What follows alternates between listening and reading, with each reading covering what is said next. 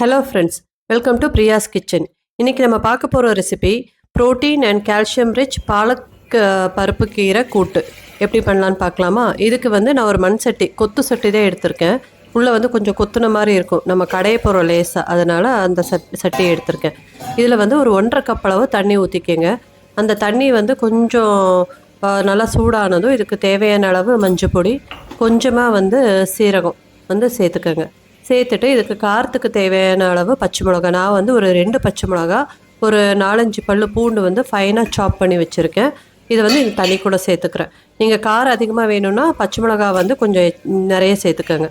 இதில் ஒரு கைப்பிடி அளவு சின்ன வெங்காயம் ஃபைனாக சாப் பண்ணி வச்சுருக்கேன், அதையும் இது கூட சேர்த்துக்கலாம். தக்காளி ஒரு மீடியம் சைஸ் தக்காளி ஃபைனாக சாப் பண்ணி வச்சது இது கூட சேர்த்துக்கலாம்.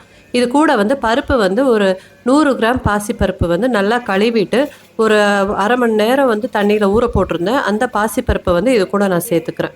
நீங்கள் இது எல்லாமே குக்கர்லேயும் பண்ணலாம். குக்கரில் பண்ணிங்கன்னா சீக்கிரமாக ஆகிடும். பட் சட்டியில் பண்ணுறங்காட்டி கொஞ்சம் டைம் எடுக்கும். பட் ஆனால் டேஸ்ட் ரொம்ப நல்லாயிருக்கும்.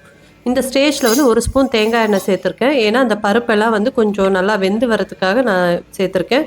ப்ளஸ் கீரைக்கு தேங்காய் எண்ணெய் யூஸ் பண்ணுறப்போ அந்த ஃப்ளேவர் ரொம்ப நல்லா இன்க்ரீஸ் பண்ணி தரும். இப்போ மூடி போட்டு நீங்கள் ஒரு 15 நிமிஷம் அப்படியே சிம்மில் வச்சு வேக வச்சிங்கன்னா உங்களுக்கு எல்லாமே சேர்ந்து இந்த மாதிரி மலர்ந்து வெந்து வரும். பருப்பு இந்த மாதிரி வெந்திருக்கும். இந்த ஸ்டேஜில் பாலக்கீரையை நல்லா வாஷ் பண்ணிவிட்டு ஃபைனாக சாப் பண்ணி வச்சுருக்கேன். இங்கே ஒரு அரை கட்டளவு பாலக்கீரை எடுத்திருக்கேன். இதை ஃபைனாக சாப் பண்ணதை இந்த ஸ்டேஜில் சேர்த்துக்கோங்க. சேர்த்து நம்ம நல்லா கலந்து விட்டுக்கலாம்.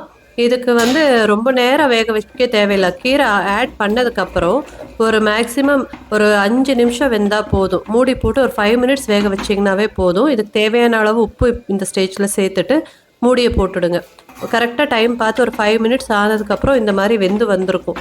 அந்த ஸ்டேஜில் நீங்கள் கேஸை ஆஃப் பண்ணிக்கலாம். அதுக்கப்புறம் ரொம்ப நேரம் வேக வைக்க தேவையில்லை. கீரை போட்டதுக்கப்புறம் ரொம்ப ஷார்ட் டைமில் கீரை வெந்துடும். இப்போ இந்த மாதிரி வெந்திருக்கு இல்லைங்களா? இந்த ஸ்டேஜில் கேஸை ஆஃப் பண்ணிவிடுங்க. ஆஃப் பண்ணிவிட்டு நீங்கள் தனியாக இதை எடுத்து வச்சுக்கோங்க. இதுக்கு நான் தேவையான அளவு தாளிப்பு இது கூட சேர்த்துடல, லாஸ்ட்டில் தான் சேர்க்க போகிறேன். இப்போது அந்த லேசாக அந்த சூடாக இருக்கிறப்பவே ஒரு பருப்பு கடையிற மத்த வச்சு இந்த மாதிரி லேசாக கடைஞ்சி விட்டுக்கோங்க. நம்ம ரொம்ப மையாக கடைய தேவையில்லை. இது கடையல் கிடையாது, கூட்டு. ஸோ அந்த பருப்பு, கீரை, வெங்காயம், தக்காளி, பச்சை மிளகா, பூண்டு எல்லாமே சேர்ந்து கலவையாக வரத்துக்காக இந்த மாதிரி கடைஞ்சி விட்டுக்கிறோம். இப்போது இதில் கடுகு, உளுந்து, வரமிளகா, கருவேப்பிலை போட்டு தாளித்து கொட்டியிருக்கேன். இதை நீங்கள் சாப்பாடு கூட, சப்பாத்தி கூட, வேறு முத்தை, இந்த ராகி முத்தை கூடலாம் நல்லாயிருக்கும்.